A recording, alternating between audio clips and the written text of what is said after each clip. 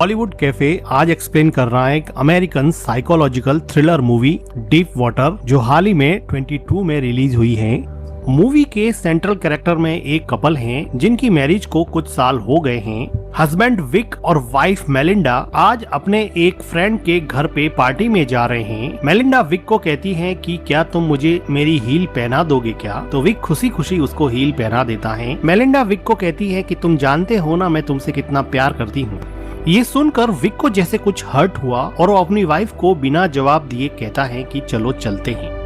Wick और Melinda अपने friend के घर पे पार्टी में जाते हैं। वहाँ पर मेलिंडा को अपना एक पुराना दोस्त जॉयल मिल जाता है, जिसके साथ वो बिजी हो जाती हैं। इधर विक अपने फ्रेंड्स के साथ कुछ बातें करने के बाद में मेलिंडा को ढूंढता है, तो वो देखता है कि मेलिंडा घर के नीचे स्विमिंग पूल में जॉयल के साथ एंजॉय कर रही है और उसको किस भी कर रही है। ये देखकर मेलिंडा के हस्बैंड विक को दुख हुआ, लेकिन सरप्राइजिंगली अपनी बीवी को दूसरे किसी आदमी के साथ देखने के बाद में भी विक शॉक नहीं हुआ, उसको कुछ भी सरप्राइजिंग नहीं लगा। विक के फ्रेंड भी विक को कहते हैं कि तुम्हारी वाइफ और जॉयल के कुछ रिलेशन लग रहे हैं, तुम कुछ करते क्यों नहीं?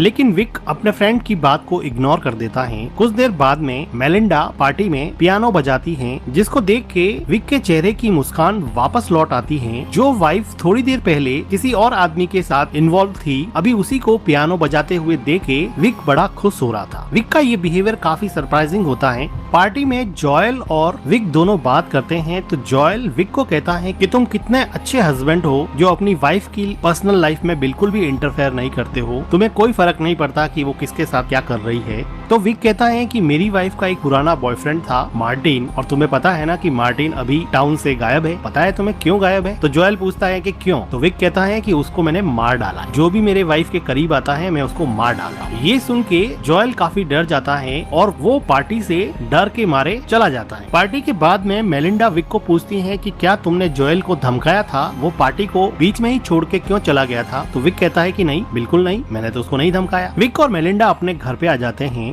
इन दोनों की एक बेटी है ट्रिक्सी, और ट्रिक्सी को संभालने के लिए एक बेबी सीटर आती है। आज बेबी सीटर के सामने ही मेलिंडा ने अपना टॉप उतार दिया है। तो विक बेबी सीटर को समझाता है कि मेरी वाइफ एक अलग कल्चर से बिलोंग करती है, वो ब्राजीलियन है और वो काफी ओपन माइंडेड है, इसलिए तुम इस चीज को माइंड मत करना। तो मेलिंडा कहती है कि अमेरिका कितना सफोकेटिंग है, यहाँ पे लोग कितने रिजर्व रहते हैं। इसके बाद में विक मेलिंडा को बॉडी मसाज देता है और उसको पूछता है कि तुम्हें ऐसे लड़के ही क्यों पसंद आते हैं जिनके पास इंटेलिजेंस या ब्रेन नहीं होता है? तो वो अपने हस्बैंड को काउंटर करते हुए पूछती है कि do you like me for my brain और समथिंग एल्स? वो कहती है कि मैं ब्रेन के लिए लड़कों को नहीं चॉइस करती हूँ, मैं प्लीजर के लिए करती हूँ। बॉडी मसाज के बाद में मेलिंडा विक को दूसरे रूम में जाने के लिए कहती है। तब हमें पता चलता है कि हस्बैंड वाइफ दोनों अलग अलग रूम में सोते हैं। ब्राजीलियन वाइफ और अमेरिकन हस्बैंड की लाइफ बाहर से बिल्कुल परफेक्ट दिखती है, लेकिन अंदर से इनकी लाइफ पूरी तरह से बिखरी हुई है। वाइफ अपने बॉयफ्रेंड्स के साथ एंजॉय करती है और हस्बैंड वाइफ को बहुत प्यार करता है, वो उसको छोड़ना नहीं चाहता, तो वो उसके लवर्स को धमकाता है और उन्हें उनसे दूर करने की कोशिश करता है। विक अपना ज्यादातर टाइम अपनी बेटी ट्रिक्सी के साथ बिताता है और बाकी का बचा हुआ टाइम अपनी हॉबी हेलिसी कल्चर यानी कि स्नेल्स को रेस करने में बिताता है। विक ने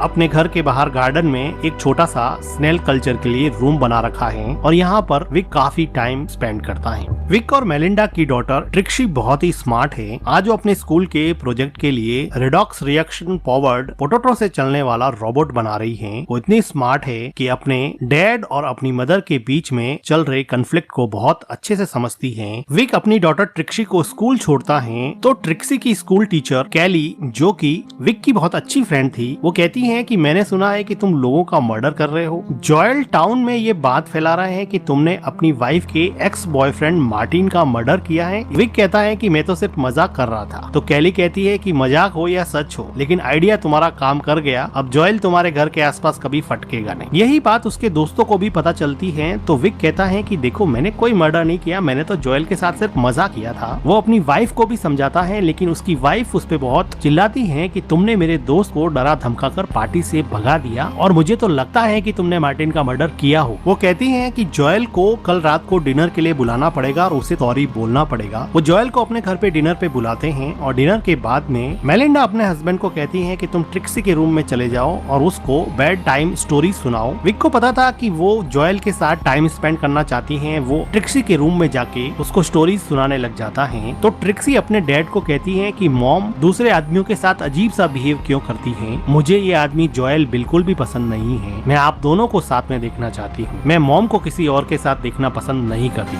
विक कहता है कि मैं जानता हूँ, कोई बात नहीं, तुम सो जाओ। उसके बाद में विक अपने ही घर में अपनी वाइफ के साथ जोएल को मस्ती करता हुआ देखता है। तो वो किचन में जाके कुछ प्लेट्स पटक देता है। आवाज सुन के ये दोनों बाहर आते हैं। बाहर आने पर विक जोएल को कहता है कि मैं तुमसे कोई सॉरी वॉरी बोलने वाला हूँ नहीं, तुम्हें एक बात बता दूं कि मार्टिन का मर्डर मैंने ही हैमर मार मार के किया था। जोएल और ज्यादा डर जाता है और वहाँ से चला जाता है। नेक्स्ट डे विक, मेलिंडा और ट्रिक्सी अपने फ्रेंड की एक पार्टी में जाते हैं जहाँ पर उनको एक राइटर डॉन मिलता है। डॉन कहता है कि मैं मूवीज की स्टोरीज लिखता हूँ, शॉर्ट स्टोरीज लिखता हूँ, तुम क्या करते हो? तो विक बताता है कि मैं सॉफ्टवेयर इंजीनियर हूँ और मैं चिप बनाता हूँ जो ड्रोन टेक्नोलॉजी में यूज होते हैं। तो डॉन कहता अच्छा ड्रोन्स में यूज होते हैं, मतलब तुम अफगानिस्तान में बॉम्ब गिरवाने वाले काम करते हो। तो विक कहता है कि बॉम्ब ही क्यों, अगर तुम किसी भूखे आदमी को ढूंढ लो तो उसके घर पे खाना भी पहुंचाया जा सकता है। तो डॉन कहता है कि पहुंचाया तो जा सकता है लेकिन खाना कोई पहुंचाता नहीं है, सिर्फ बॉम्ब ही गिराते हैं। और इसी बात में डॉन और विक के बीच में मन ही मन अनबन हो जाती है। तो डॉन आर्ग्यूमेंट हारता है तो वो कहता है कि तुमने मार्टिन को मारा था, मैंने भी सुना है। तो विक कहता है कि ये तो एक जोक था, तुम उसको इतना सीरियसली क्यों ले रहे हो? पार्टी में विक अपनी क्लोज फ्रेंड और ट्रिक्सी की स्कूल टीचर कैली के साथ डांस करता है, जिसको देखकर मेलिंडा काफी जेलस होती है और वापस जाते समय वो विक को प्लीज करती है। इसके बाद ये दोनों घर पे जाके पैशनेटली इंटीमेट होते हैं। विक को थोड़े दिनों के बाद में पता चलता है कि मेलिंडा पियानो क्लासेस ले रही है और वहाँ पर उसका टीचर चार्ली अब उसका नया बॉयफ्रेंड बन गया है। विक अपना टाइम तो स्पेंड स्नेल कल्चर में बिताता था, लेकिन उसकी इमेजिनेशंस अब अपनी वाइफ को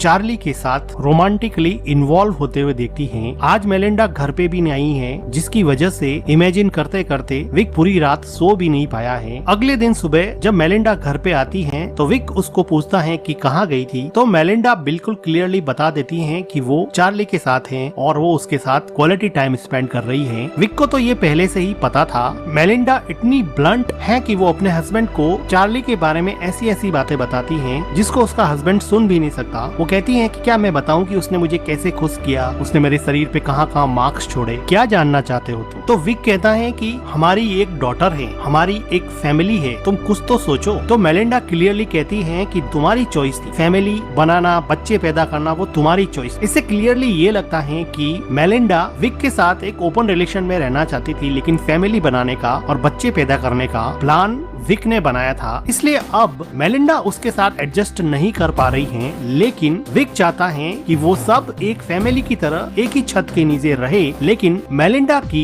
इन हरकतों ने इस प्लान को चौपट कर दिया और अब ये फैमिली डीप वाटर्स में है, इनकी मैरिज डीप वाटर्स में है, इनके इमोशंस डीप वाटर्स में है, मेलिंडा का बिहेवियर डीप वाटर्स में है और विक का फ्रस्ट्रेशन डीप वाटर्स में। विक ने मन ही मन सोच लिया था कि अब ये सब नहीं चलेगा। आज विक के किसी और फ्रेंड के घर पे पार्टी है और सब लोग यहाँ पे खूब एंजॉय कर रहे हैं। मेलिंडा का पियानो टीचर और उसका बॉयफ्रेंड चार्ली भी आया है, जिसको देख के मेलिंडा बहुत खुश होती है, लेकिन विक काफी अपसेट हो जाता है। पार्टी में मेलिंडा के रिक्वेस्ट करने पे चार्ली वहाँ पे पियानो बजाता है, जिसको मेलिंडा काफी एंजॉय करती है। अब रात हो चुकी है और विक मेलिंडा को ढूंढ रहा है। विक मेलिंडा को सर्च करने के लिए ऊपर जाता है तो वो देखता है कि मेलिंडा और चार्ली काफी एंजॉय कर रहे हैं और अब वो दोनों कमरे से बाहर निकलकर स्विमिंग पूल में आ गए हैं और वहाँ पर भी काफी मस्ती कर रहे हैं, जिसको देख के विक का पारा चढ़ रहा होता है। अपनी आंखों के सामने अपनी वाइफ को चार्ली के साथ मस्ती करते हुए देख के अब विक ने अपने दिमाग में एक ऐसा प्लान बनाया है जिसका अंजाम चार्ली के लिए बहुत खराब होने वाला है। थोड़ी देर बाद में यहाँ पे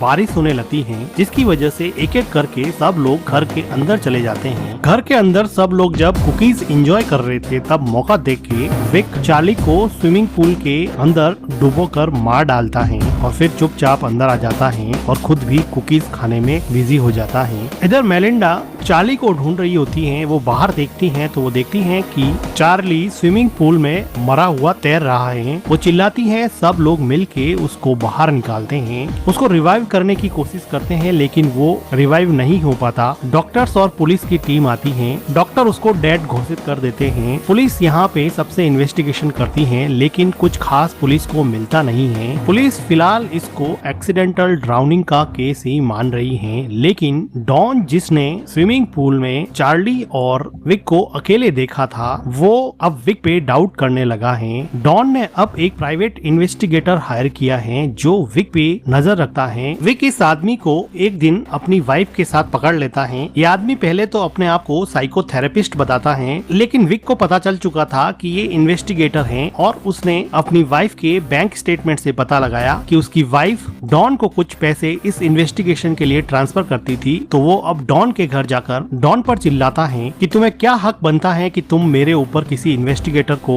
नजर रखने के लिए कहो। डॉन की वाइफ कैली डॉन को माफी मांगने के लिए कहती है लेकिन वो कहता है कि मैं क्यों माफी मांगू, मैंने क्या किया है। इस इवेंट के बाद में विक और डॉन के बीच में दरार काफी बढ़ जाती है, लेकिन विक के लिए मुसीबत डॉन नहीं था, मुसीबत उसकी बीवी थी जो अब एक अपने नए बॉयफ्रेंड के साथ घूम रही है। टोनी नाम का ये आदमी मेलिंडा का कॉलेज में बॉयफ्रेंड था और अब वो किसी वजह से वापस यहाँ यूएसए में रीयूनाइट हो गए हैं, जिनको देख के विक के मन में जेलसी वापस से रीइग्नाइट हो गई है। इधर विक की डॉटर विक को कहती है कि डैड मुझे पता है कि आपने क्या किया है, मुझे पता है कि आपने चार्ली को मार दिया है। तो विक कहता है कि अगर तुम्हें पता है तो फिर ये बात अपने बीच में ही रहनी चाहिए। इसके बाद में ट्रिक्सी अपने रूम में जाती है तो विक मेलिंडा को अपने नए बॉयफ्रेंड टॉनी से बात करते हुए ऊपर से सुन रहा होता है। तो सुनता है कि मेलिंडा कह रही है कि कब चलने का प्लान है। ट्रिक्सी को इस बात की धीरे धीरे आदत पड़ जाएगी, वो वहाँ पे एडजस्ट कर लेगी। मेलिंडा की ये बातें सुन के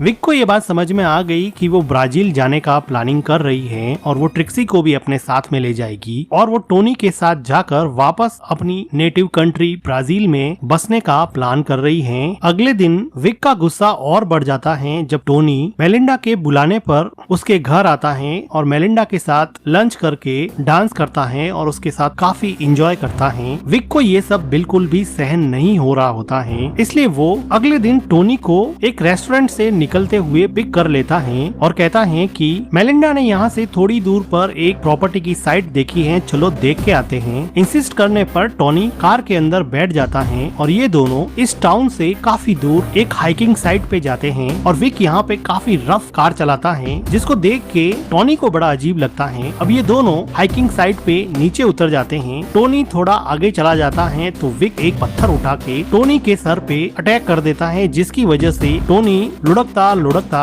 हाइकिंग साइट के बिल्कुल नीचे एक रिवर के पास जाके मर जाता है। विक नीचे आता है और टोनी की जेब से उसका वॉलेट निकाल देता है। विक टोनी की डेड बॉडी को एक बड़ा सा पत्थर अपने बेल्ट से बांधकर नदी के अंदर डुबो देता है। विक अपने डॉगी के साथ वापस घर पे आ जाता है और मेलिंडा को पूछता है कि आजकल टोनी नहीं दिखाई दे रहा, क्या बात है। विक अपनी डॉटर के साथ यहाँ पे अब आराम से शांति से खाना एंजॉय कर रहा है। मेलिंडा कहती है कि काफी दिन हो गए हैं हाइकिंग साइट पे पिकनिक पे नहीं गए, वहाँ पे चलते हैं।